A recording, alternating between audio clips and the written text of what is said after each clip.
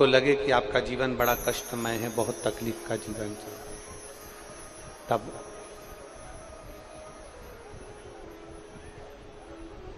अपने घर के बाहर कोई गमला हो, कोई स्थान हो, कोई पेड़ वृक्ष हो, उसकी मिट्टी को शिवलिंग के रूप में निर्मित करो। शिव जी की 5 बेटियां, आप भी हमारे साथ बोलेंगे, जया, विषहरा, श्यामली बारी, दौतली, देव। शंकर जी की 5 बेटियों का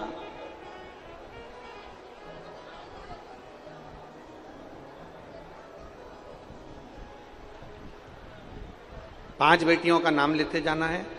वृक्ष के नीचे या किसी गमले की मिट्टी को, यदि कहीं पार्थिव शिवलिंग का निर्माण अगर आप कर रहे हैं तो घर में भी पार्थिव लिंग बनाकर या पेड़ के नीचे या गमले में शिवलिंग बनाकर 5 बेलपत्र शिव जी की 5 लड़कियों का नाम लेकर वापिस बोलेंगे, जितने लोग सब बैठे हैं, जया, विषहरा, श्यामली बारी, दौतली, देव। शंकर जी की 5 लड़कियों का नाम लेकर एक एक बेलपत्र शिव जी को समर्पित करना। और शंकर भगवान को समर्पित करने के बाद दोनों हाथ में 2 लोटा जल लेना। जैसे कावड़ का जल चढ़ता है ना, कावड़ का जल कैसे चढ़ाते हैं? दोनों हाथ में पात्र लेकर एक साथ धार लगाते हैं, बस वैसा ही। आपको लग रहा है कि मेरी जिंदगी बहुत कष्ट में चल रही है, पूरा पूरा दुख भगवान ने मेरे ऊपर ही दे दिया, बहुत पूरी जिंदगी का पूरा कष्ट मुझे दे दिया, पूरा कष्ट आपको लग रहा है?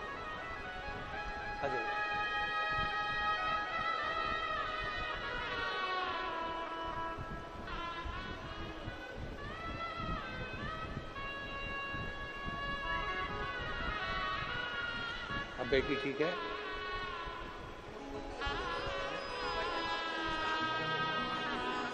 एक जन का उसको भी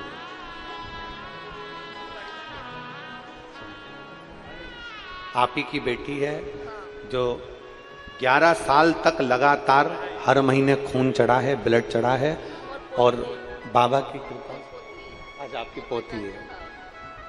अब 1 वर्ष से उसके शरीर में ब्लड नहीं चढ़ा और डॉक्टर ने कहा कि ब्लड चढ़ाने की जरूरत नहीं है, जिसको 11 साल तक रेगुलर ब्लड चढ़ा, 11 साल से लगातार हर महीने खून चढ़ रहा है, शिव तत्व। तो आपको लगे कि मेरी जिंदगी बड़ी दुखमय है, बड़ी कष्टमय है, बहुत तकलीफ चल रही है, किसी वृक्ष के नीचे, किसी गमले में या अपने घर में पार्थिव लिंग का निर्माण, पार्थिव,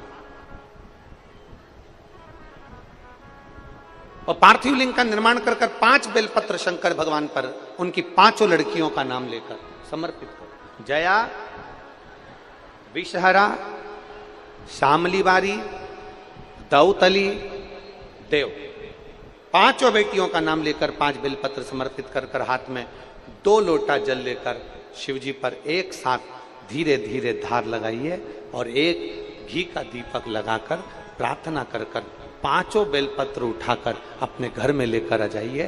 2.5 महीने, ज्यादा से ज्यादा हम बोल रहे हैं 2.5 महीने, पर विश्वास करता है कि 15 दिन में वो दुख मिटेगा ही, वो तकलीफ कटेगी, वो कष्ट मिटेगा।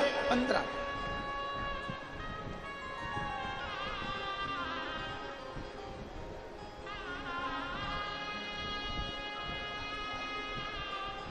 केवल शिव की आराधना करना। हम और आप कितने विचारों में पड़े हुए हैं। हम लोग विचार करते हैं मुझे ये परेशानी है, मुझे ये परेशानी है, मुझे ये परेशानी है। याद रखना, जिंदगी में ऐसा कोई संसार में मृत्यु लोक में पैदा नहीं हुआ जिसके मस्तक पर टेंशन नहीं हुआ। सबको चिंता है, सबको टेंशन है, सबको कुछ ना कुछ परेशानी है।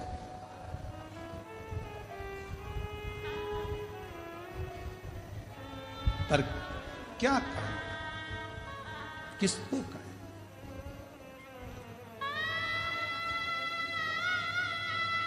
अपनी समस्या का हल अपने को करना है। हमने पहले भी एक बात कही थी, आज फिर कह रहे हैं। इधर एक माता जी बैठी हैं, उनको बहुत तेज छींक आ रही है। मैं इधर वाले भैया जी से कहूं कि छींक दो, तो उनकी छींक इधर वाला छींक सकता है क्या? बोलो, जम के बोलो जरा। चलो ठीक है। इधर एक दादाजी बैठे हैं, मैं उनको खांसी आ रही बहुत तेज, और मैं उनसे कहता हूं तुम मत खांसना, पड़ोसन खांसेगी। खांसने से काम चल जाएगा क्या? जम के बोलो नहीं। अपनी बटन अपने को खुद लगाना है, अपनी खांसी अपने को खुद खांसना है, अपनी छींक अपने को खुद छींकना है, अपने को पांव हाथ में खुजाल चली तो अपने को खुजालना है। अर्थात अपने पेट में दर्द हुआ तो दवाई भी अपने को खाना है। तो अपनी जिंदगी में अगर दुख आया है तो एक लोटा जल चढ़ाकर उस दुख को भी अपने को ही काटना है, कोई दूसरा नहीं काटेगा। संसार में कोई पैदा नहीं हुआ जो तुम्हारे दुख को काट दे। याद रखना, कहीं का महाराज तुमसे कह दे कि मेरे पास आकर बैठो मैं तुम्हारा दुख काट दूंगा, समझ लेना पक्का बेवकूफ बना रहा है, 1,00,000 2 लाख लेके चले जाएगा। सब बेवकूफ बना रहा है। कोई किसी का दुख नहीं काट सकता। संसार में कोई पैदा नहीं हुआ कि किसी का दुख काट दे। भगवान राम की जिंदगी में भी दुख आया था, 14 वर्ष का वनवास आया था, बड़े बड़े गुरु उनके पास में थे, विद्वान उनके ऋषि उनके पास में थे, वो भी राम जी का दुख नहीं काट पाए। क्यों? राम जी ने पूछा मेरी जिंदगी में दुख आया, सीता मैया की जीवन में दुख आया था, इतने बड़े बड़े उनके पिता जनक जैसे विद्वान थे, तो दुख का नहीं काट पाए। क्यों? क्योंकि जो हमारे पिछले कर्म का भोग है वो हमको खुद भोगना पड़ेगा, अपना दुख खुद को काटना पड़ेगा, कोई नहीं काटे। सारी समस्या का हल एक लोटा जल, और वो एक लोटा जल तुम्हें चढ़ाना पड़ेगा, तुम्हें। इसलिए शिव महापुराण की कथा बार बार कहती है कि एक लोटा जल लेकर मंदिर जाओ, एक लोटा जल लेकर मंदिर जाओ, एक लोटा जल लेकर मंदिर जाओ। क्यों? क्योंकि तुम खुद चलकर जाओगे, उसके दरवाजे पर तुम्हारा अपना दुख है वो स्वयं काटेगा। बेटे का वो खुद काटेगा, बेटी का वो खुद काटेगा। अब मालूम पड़े तो तुम सोचो कि मेरी बेटी के लिए मैं कुछ कर दूं गुरुजी, मेरे बेटे के लिए मैं कुछ कर दूं गुरुजी। जिसके कर्म का जिसको भोगना, और अगर किसी के करने से हो सकता है तो करके देखो।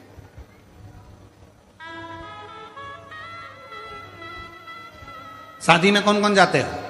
हाथ उठाओ जितने लोग शादी में जाते हैं, जम के हाथ उठाओ जरा सभी लोग। हाँ उठा लिए, धर लो वापिस। शादी में खाना खाते हो, भोजन करते हो, हाथ तो उठाओ। हाँ ठीक है।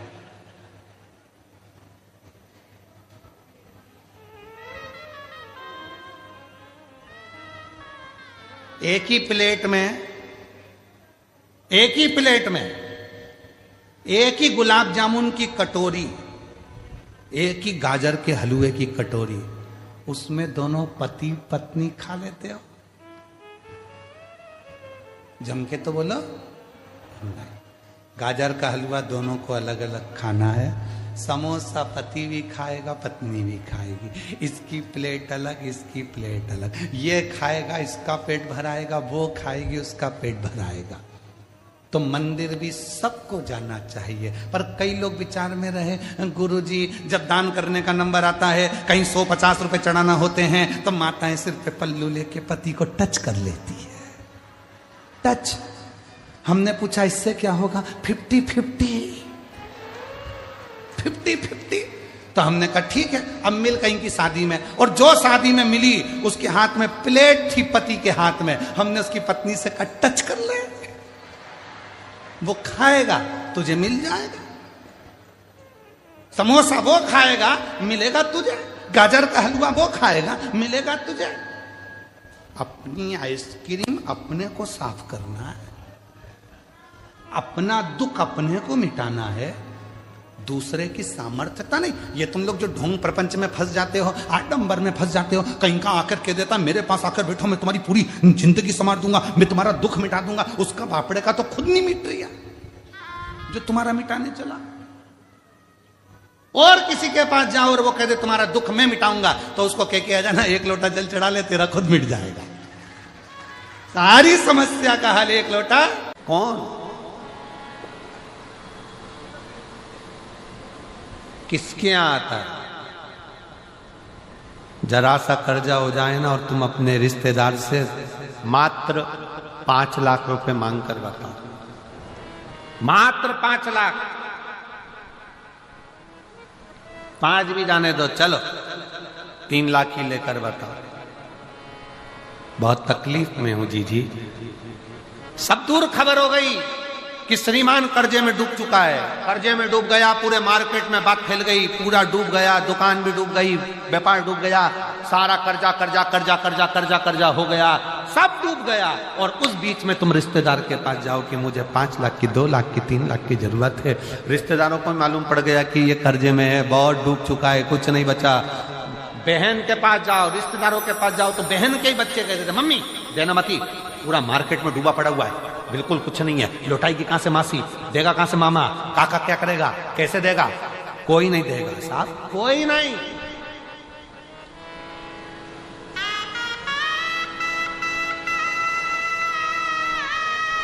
मैं चुका दूंगी, मैं दे दूंगी, तुम मुझे दे दो ना, थोड़ा सा अभी जरूरत है, बेटा पढ़ाई कर रहा है, बेटी का फीस जमा करना है, थोड़ा सा दे दो ना, मैं दे दूंगा, मैं दे दूंगा, मैं कर दूंगा, आप करो ना प्लीज, थोड़ी सी व्यवस्था करो ना। हे मेरी जीजियों, सबके पास जाकर देख लो, फिर आखिरी में जब कहीं से कोई व्यवस्था ना हो तब एक दुर्वा, एक बेलपत्र, एक लोटा जल, दुर्वा सुख सुंदरी पर, बेलपत्र शिव पर और एक लोटा जल दक्षिण में खड़े होकर उत्तर की ओर मुख कर कर शंकर को चढ़ाना चालू कर दो। फिर देखो 5 की नहीं 10 की व्यवस्था वो कर दो।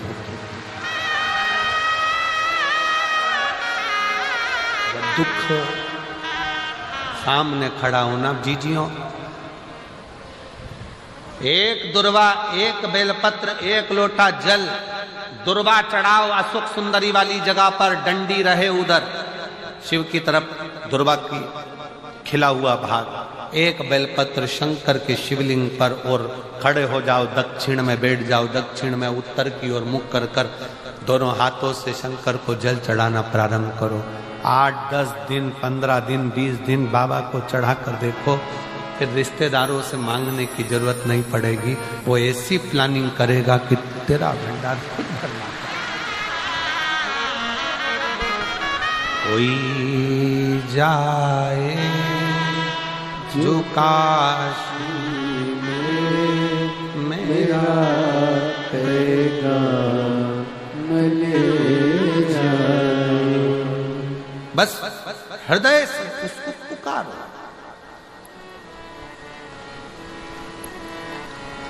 हृदय से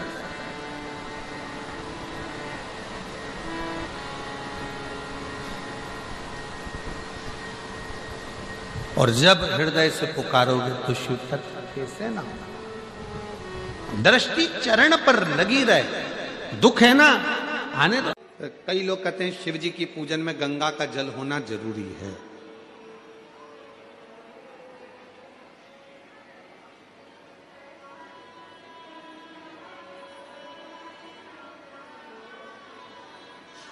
और मान लो तुम्हारे पास में गंगा जी का जल नहीं है तो क्या शंकर जी तुम्हारी पूजन को स्वीकार नहीं करेंगे? अरे बोलो तो जम के, करेंगे ना। क्यों?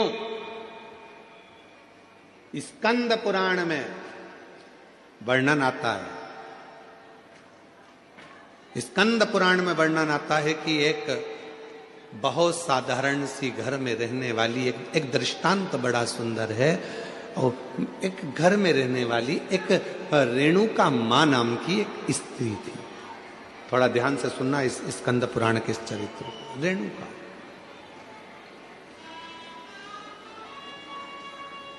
वो रेणुका मां के पास में कुछ भी नहीं था। उसकी एक बेटी थी सुकन्या कर। रेणुका मां की एक बेटी थी सुकन्या, बड़ी सुंदर थी। और रेणुका मां भी शंकर भगवान की पूजन करती थी और सुकन्या भी शिव जी की पूजन करती थी। सरल विधि से पूजन करते। मंदिर जाते थे तो जाते जाते कोई वृक्ष की पत्तियां मिल जाती थी, वो शिव जी को चढ़ा देते थे।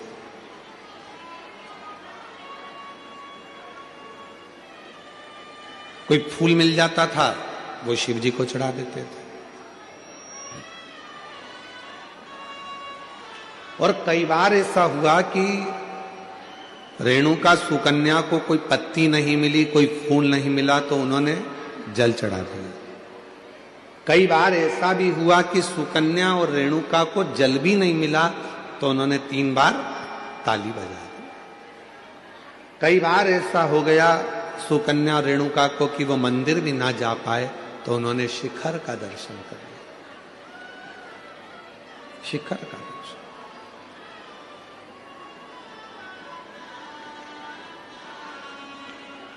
एक दिन रेणुका और सुकन्या दोनों बैठी हुई थी,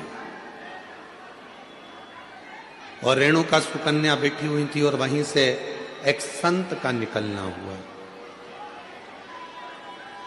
बड़े विरक्त संत थे,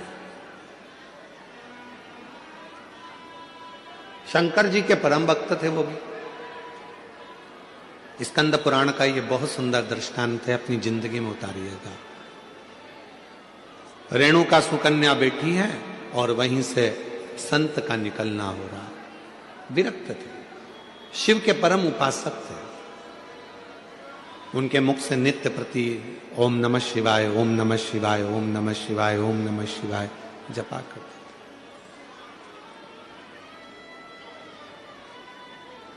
आज संत भिक्षा मांगने के लिए रेणुका और सुकन्या के घर पर पहुंच गए। आवाज लगाई, माता भिक्षाम दे,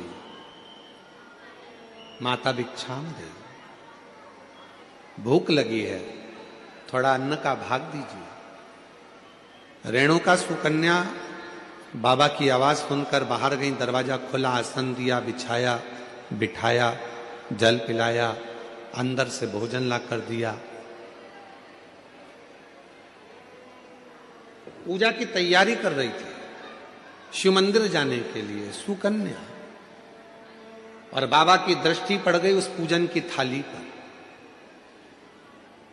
और जैसे ही संत की दृष्टि पूजन की थाली पर पड़ी, तो संत ने बात बात में पूछ लिया, ये पूजन में सारा साहित्य रखा हुआ है, पर गंगा का जल नहीं है, तो तुम्हारी पूजन शिव स्वीकार नहीं करेंगे।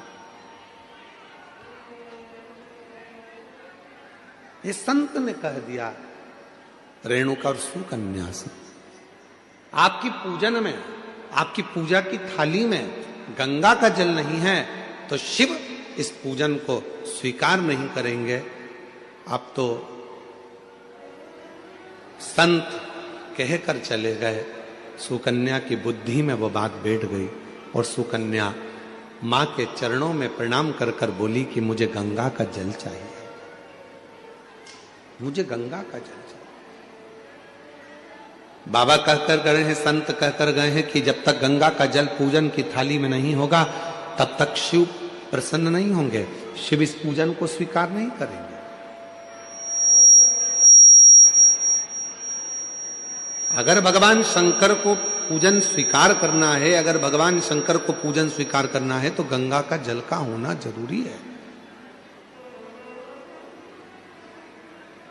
स्कंद पुराण कह रही है कि सुकन्या और रेणुका दोनों आंखों में जल भर ली। कहा, एक काम करो सुकन्या, तुम गंगोत्री चली जाओ और गंगा जी के उद्गम से गंगा जी का जल लेकर आ जाओ। जाओ। सुकन्या हाथ जोड़कर बोली, मां मैं अकेली कन्या, मैं अकेली स्त्री गंगा का जल लेने के लिए कैसे जाऊंगी?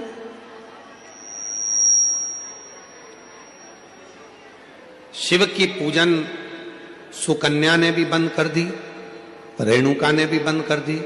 दोनों शंकर के मंदिर नहीं जा रही हैं, क्योंकि संत कहकर गए हैं कि गंगा का जल होना जरूरी है। अब गंगा का जल ही नहीं है तो शंकर मंदिर जाके करूंगी क्या? अब गंगा का जल ही नहीं है तो शिव जी के शिवालय में जाकर करूंगी क्या? ना सुकन्या मंदिर जा रही है, ना रेणुका मंदिर जा रही है।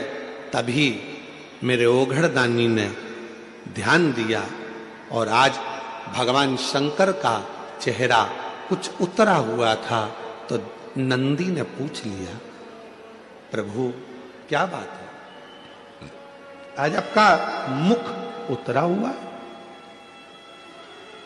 आज आपका चेहरा उतरा हुआ है, प्रभु क्या बात है। भगवान देवादिदेव महादेव ने कहा, नंदी, एक रेणुका और एक सुकन्या एक गांव में निवास करती हैं, उनके पास में जो होता है वो मेरा श्रृंगार करती हैं, पूजन करती हैं। एक संत भिक्षा मांगने के लिए आए थे और वो उनको ज्ञान देकर चले गए, उनको बताकर चले गए।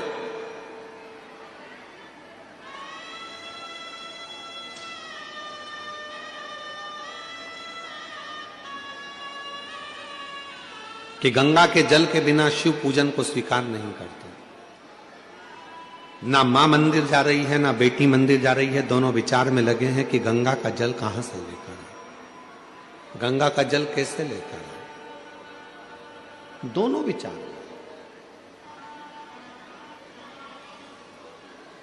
और उन दोनों के जल के बिना मैं फीका हूं।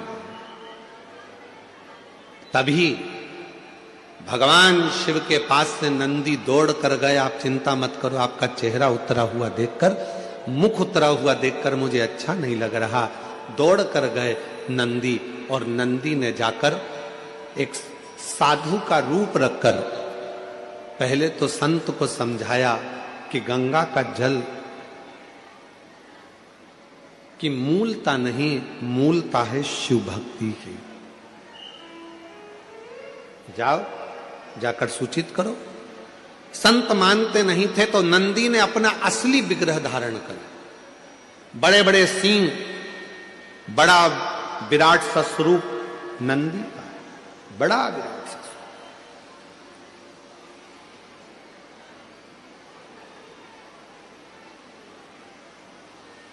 और इतना विराट स्वरूप नंदी का था, इतना विराट स्वरूप नंदी का था, नंदी जैसे ही सामने जाकर उस संत के खड़े हुए और अपनी पूंछ का एक बाल संत के ऊपर जो घुमाया, इतने में संत जमीन पर पड़ गए, हाथ जोड़कर बोले, मुझसे क्या गलती हो गई।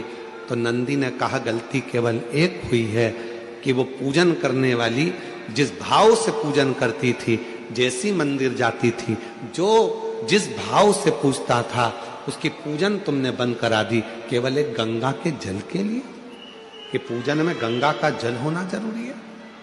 जाओ। नंदी ने कहा, संत, ए साधु, जाकर वो रेणुका और सुकन्या से जाकर कहो कि जब शंकर भगवान के ऊपर एक लोटा जल चढ़ता है, जब शिव जी के ऊपर पानी की एक बूंद गिरती है, जब शंकर भगवान के ऊपर अगर कोई साधारण जल भी चढ़ता है तो वो शंकर के ऊपर चढ़ा, और जैसे उनके शिवलिंग पर चढ़ा, जटा से लगा, तो वो अपने आप गंगा जल बन जाता है, अलग से गंगा जल की जरूरत नहीं पड़ती। जाओ कहो, बोलो उनको।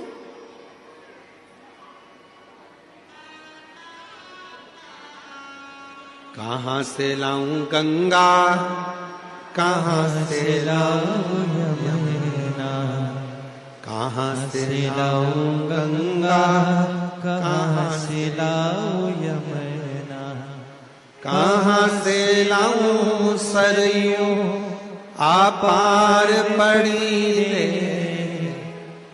बोले तेरी सेवा हमसे ना बनी रे, शिव शंकर तेरी सेवा हमसे ना बनी रे। गंगा का जल मूल नहीं, मूल है आपके हृदय का भाव, हृदय का।